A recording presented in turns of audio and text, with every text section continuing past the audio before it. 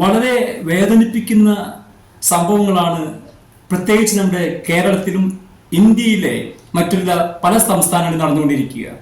ക്രിസ്മസുമായിട്ട് ബന്ധപ്പെട്ട ചർച്ചകളും ആഘോഷങ്ങളും ഒക്കെ നടക്കുന്ന കാലഘട്ടത്തിൽ ക്രിസ്മസിനെ എസ്പെഷ്യലി ക്രിസ്ത്യൻ സമൂഹത്തെ പരിപൂർണമായിട്ടും ഇല്ലായ്മ ചെയ്യുവാനുള്ള നടപടികളിലേക്കാണ് ഇപ്പോൾ ഒരു വിഭാഗം തീവ്രവാദികളിൽപ്പെട്ട ചിലർ ശ്രമിച്ചുകൊണ്ടിരിക്കുക.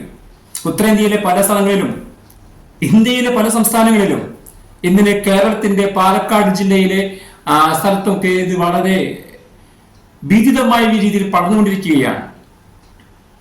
ഇത് ശരിക്ക് ഇന്ത്യൻ ഭരണഘടന ആർട്ടിക്കിൾ 25 ഒരു വയലേഷനാണ്.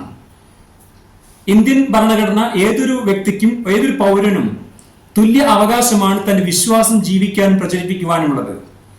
ഈ വിശ്വാസ സംഹിതയെ, ഈ ഭരണ സംവിധാനത്തെ തച്ചുടയ്ക്കുന്ന, നശിപ്പിക്കുന്ന രീതിയിലുള്ള പ്രവർത്തനങ്ങളാണ് ഇപ്പോൾ നടത്തിക്കൊണ്ടിരിക്കുക. ഇന്ത്യൻ ഭരണഘടനയുടെ ആർട്ടിക്കിൾ 25 മുതൽ 28 വരെ വളരെ കൃത്യമായ രീതിയിൽ, വളരെ വ്യക്തമായ രീതിയിൽ, ശക്തമായ രീതിയിൽ ഇത് അനുശാസിക്കുന്നുണ്ട്. Freedom of conscience and free professional practice and propagation of religion. മനസാക്ഷിക്കും സ്വതന്ത്രമായ മതവിശ്വാസത്തിനും മതാചരണത്തിനും മതപ്രചാരണത്തിനുമുള്ള സ്വാതന്ത്ര്യം അനുശാസിക്കുമ്പോൾ അതൊരു ഭരണഘടന ഉറപ്പു നൽകുന്നതാണ് ഇന്ത്യൻ പൗരന്. ഈ ആർട്ടിക്കിൾ 25 വയലേഷനാണ് ഇപ്പോൾ നമ്മുടെ ഇന്ത്യയിലും കേരളത്തിലും ഒക്കെ നടന്നുകൊണ്ടിരിക്കുക. പൊതുസമാധാനത്തിനും സാർമാർഗികതയ്ക്കും ആരോഗ്യത്തിനും വിധേയമായി മനസാക്ഷി സ്വാതന്ത്ര്യത്തിനും മതവിശ്വാസത്തിനും ആചരിക്കുന്നതിനും പ്രചരിപ്പിക്കുന്നതിനും എല്ലാവർക്കും അവകാശം ഉണ്ടായിരിക്കുമെന്നുള്ള ആ ആർട്ടിക്കിൾ 25 വയലേഷൻ പോരാ. ആർട്ടിക്കിൾ 26 പ്രകാരം പറയുന്നു freedom to manage religious affairs. മതപരമായ കാര്യങ്ങളുടെ നടത്തിപ്പിനുള്ള സ്വാതന്ത്ര്യവും നമുക്ക് ഇന്ത്യൻ ഭരണഘടന ഉറപ്പു നൽകുന്നുണ്ട്. അത് ഏതൊരു മതവിഭാഗത്തിൽപ്പെട്ടവനായാലും, ഹിന്ദുക്കളല്ല, മുസ്ലിങ്ങളല്ല, ക്രിസ്ത്യൻ സമൂഹമല്ല, ഏത് മതവിഭാഗത്തിൽപ്പെട്ടവനായാലും അവർക്കുള്ള സ്വാതന്ത്ര്യം അനുശാസിക്കുന്നത് കൊടുക്കുന്നുണ്ടെന്നുള്ളതാണ്.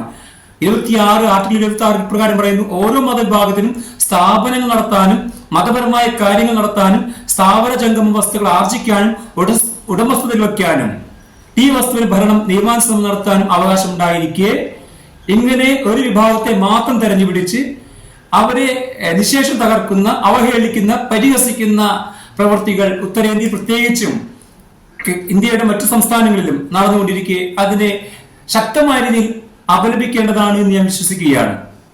KCBC അല്ലെങ്കിൽ തുടങ്ങിയ നമ്മുടെ സീറോ മലബാർ അല്ലെങ്കിൽ കാത്തലിക് ഡിനോമിനേഷനിൽപ്പെടുന്ന എല്ലാവരും മാത്രമല്ല എല്ലാ ക്രിസ്ത്യൻ സമൂഹങ്ങളും ഇതിനെതിരെ ശക്തമായിട്ട് അപലപിക്കണം എന്നുള്ളതാണ് എന്റെ വിശ്വാസം.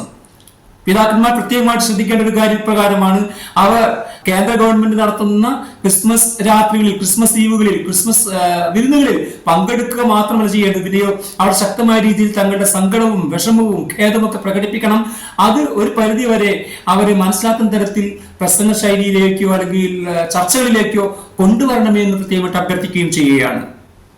ഉത്തരേന്ത്യയിലെ പല സ്കൂളുകളിലും കോളേജുകളിലും സ്ഥാപനങ്ങളിലും പള്ളികളിലും കന്യാസ്ത്രീ മഠങ്ങളിലും ഭീകരർ നടത്തുന്ന തേർവാഴ്ച അത് കണ്ടില്ല എന്നടിക്കാൻ പറ്റില്ല.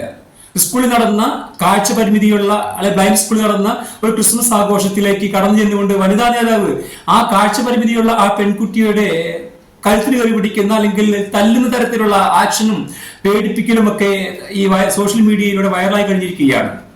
ഉത്തരേന്ത്യയിൽ ക്രിസ്മസ് ദിവസം അവധി ദിനമല്ല എന്നാണ് പ്രഖ്യാപിച്ചിരിക്കുക അവിടുത്തെ മുഖ്യമന്ത്രി. അത് പ്രവൃത്തി ദിനമാണ്. പോരാ, അവിടെ ക്രിസ്മസ് ആഘോഷം നടന്നുകൊണ്ടിരിക്കുക. ഇതൊന്നും നമ്മുടേതല്ല, ഇത് വരവാണെന്ന് പറഞ്ഞുകൊണ്ട് ക്രിസ്മസ് ആഘോഷിക്കുന്ന ഒരു വിഭാഗം ജനങ്ങളിലേക്ക്, വിശ്വാസ സമൂഹത്തിലേക്ക് കടന്നു ചെന്നുകൊണ്ട് പാസ്റ്ററിനെ പേടിപ്പെടുത്തുന്ന കാഴ്ചകൾ നമ്മൾ കണ്ടു കഴിഞ്ഞു. ഉത്തരേന്ത്യയിലെ ഒരു പാസ്റ്ററിനെ പേടിപ്പിക്കുന്ന ഒരു വ്യക്തിയുടെ മുഖഭാവം തന്നെ ക്രൂരമാണ്. വളരെ ക്രൂരമായ ക്രൗര്യമായ ഭാഷയിലാണ് അദ്ദേഹത്തോട് പെരുമാറുന്നത്. ചോദ്യങ്ങൾക്ക് വളരെ ബാധ്യമായിട്ടാണ് ചോദിക്കുന്നത്. എങ്ങനെയാണ് യേശു ക്രിസ്തു ഈ ഭൂമിയിൽ ജനിച്ചത്? അപ്പനില്ലാതെ ഭൂമിയിൽ ജനിക്കപ്പെടുവാൻ സാധിക്കുമോ? അല്ലെങ്കിൽ കന്യകാമറി എങ്ങനെയാണ് ഗർഭിണിയായി കാണപ്പെട്ടത്? ഇതൊക്കെ എത്ര ബാലിശമായ ചോദ്യമാണ്. ഇവർക്കൊന്നും വിദ്യാഭ്യാസത്തിന്റെ നന്മകളൊന്നും ഒരു വശത്തൂടെ കടന്നുപോയിട്ടില്ലെന്നുള്ളതാണ്. ഇവരൊക്കെ വിദ്യാഭ്യാസം ആർജിച്ചെടുക്കേണ്ടത് അത്യാവശ്യമാണെന്ന് എനിക്ക് തോന്നുന്നു. ഉത്തരേന്ത്യയിൽ വെറുതെയല്ല ഈ സന്യാസികളും ക്രിസ്ത്യൻ സമൂഹങ്ങളും അല്ലെങ്കിൽ മറ്റുള്ള വ്യക്തികളും ഒക്കെ അവിടെ ചെന്ന് അവിടെയുള്ള സാധാരണക്കാരെ പഠിപ്പിച്ച് അവരെ ഉയർത്തിക്കൊണ്ടുവരുന്ന ഈ സമ്പ്രദായത്തെ ശരിക്കും തച്ചുടക്കുന്ന രീതിയിലുള്ള പ്രവൃത്തികളാണ് ഇന്ന് നടന്നുകൊണ്ടിരിക്കുക. അപ്പോൾ യേശുക്രിസ്തു എങ്ങനെയാണ് ഈ ഭൂമിയിലേക്ക് വന്നത്? അതൊരു ദിവ്യത്വമാണ്. അല്ലെങ്കിൽ പരിശുദ്ധാത്മാവിന്റെ അഭിഷേകത്താൽ കന്യകയായി മറിയും ഗർഭിണിയായി അങ്ങ് മറിയും ഈ ഭൂമിയിലേക്ക് ഉണ്ണിയേശുവിനെ കൊണ്ടുവന്നുള്ള വിശ്വാസമാണ് ഓരോ ക്രൈസ്തവനും അടിസ്ഥാനമിട്ട് വിശ്വസിക്കുന്നതും പ്രചരിപ്പിക്കുന്നതും. ക്രിസ്ത്യൻ സമൂഹത്തെ തെരഞ്ഞുപിടിച്ച് എല്ലാ ആഘോഷങ്ങളും അനാവശ്യമാണെന്നും ഇത് നമ്മുടേതല്ലെന്നും പറഞ്ഞുകൊണ്ട് വിരളി പിടിച്ചുകൊണ്ടുള്ള പ്രവർത്തനം ശ്രദ്ധിക്കുക. അതിലൊന്നും കുലുങ്ങുന്നവരല്ല ക്രൈസ്തവ സമൂഹം എന്ന് വിശ്വസിക്കുക.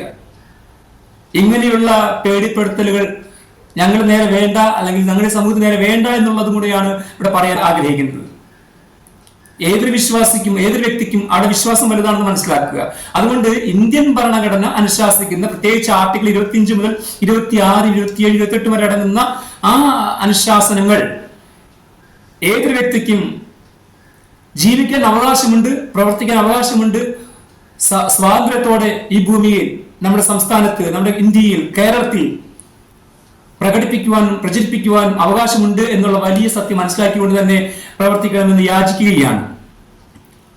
ആർട്ടിക്കിൾ 27 പ്രകാരം പറയുന്നു, freedom as to payment of taxes for promotion of any particular religion. ഏതെങ്കിലും പ്രത്യേക മതത്തിന്റെയോ മതവിഭാഗത്തിന്റെയോ പോഷണത്തിനോ സംരക്ഷണത്തിനോ വേണ്ട നികുതികൾ കൊടുക്കാൻ യാതൊരാളെയും നിർബന്ധിക്കാൻ പാടില്ല എന്നുണ്ട്. അപ്പോൾ ഇങ്ങനെയൊക്കെയുള്ള ഫ്രീഡവും സ്നേഹവും സ്വാതന്ത്ര്യവും സമത്വവും നമ്മുടെ ഇന്ത്യൻ ഭരണഘടന അനുശാസിക്കുമ്പോൾ ആ ഭരണഘടനയെ വെല്ലുവിളിക്കുന്ന തരത്തിലുള്ള പ്രവൃത്തികൾ ഏത് സംഘടനകളാണെങ്കിലും ഏത് രാഷ്ട്രീയ പ്രവൃത്തികളാണെങ്കിലും അല്ലെ ഏത് രാഷ്ട്രീയ പ്രവർത്തകനായാലും അതിനെ ശക്തമായ രീതിയിൽ നിർത്തലാക്കേണ്ടതുണ്ട്, അതിനെ അപലപിക്കേണ്ടതുണ്ട് എന്ന് ഞാൻ ഇവിടെ ഓർമ്മിപ്പിക്കുകയാണ്.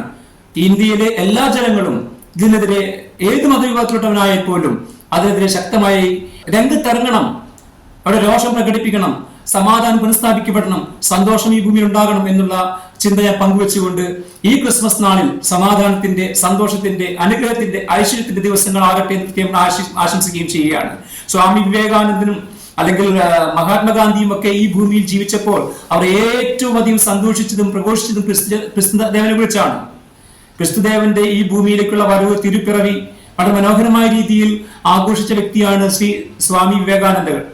ഒപ്പം തന്നെ ആദിശങ്കരനായ ശ്രീ ശങ്കരാചാര്യർ അവിടെ കാലടിയിലുള്ള മഠത്തിൽ, ആശ്രമത്തിൽ തിരുപ്പിറവി ദിവസം രാത്രിയിൽ പ്രത്യേകമായ വഴിപാടുകളും പൂജകളും ഒക്കെ നടത്തുന്ന ഒരു ജീവിത ശൈലിയൂടെ നമ്മുടെ കേരളത്തിന്റെ, നമ്മുടെ ജീവിതത്തിന്റെ ഭാഗമാണ്.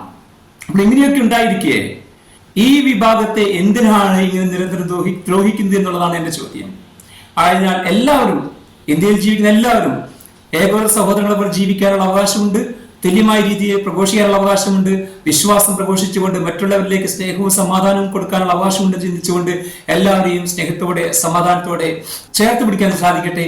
അതിനെയാണ് ക്രിസ്മസ് നൽകുന്ന ഏറ്റവും വലിയ സന്ദേശം, സമാധാനം, സന്തോഷം വിശ്വസിക്കുകയാണ്. ഈ വിശ്വാസത്തിലേക്ക് നിങ്ങൾ ക്ഷണിക്കുന്നു. നമുക്ക് സമാധാനത്തോടു കൂടെ തന്നെ ഈ ക്രിസ്മസ് ആഘോഷിക്കാൻ സാധിക്കട്ടെ. എല്ലാവർക്കും നല്ല ക്രിസ്മസ് ദിനങ്ങളും ഒപ്പം തന്നെ വിഭവ സമൃദ്ധമായിട്ടുള്ള ദിനങ്ങളും സമ്പൽ സമൃദ്ധി നിറഞ്ഞ ന്യൂ ഇയറും, ഹാപ്പി ന്യൂ ഇയറും 2026 സമാധാന ഉയർച്ചയുടെ ഒരു പുതിയ വർഷവും നേർന്നുകൊണ്ട് നിർത്തുന്നു. നന്ദി.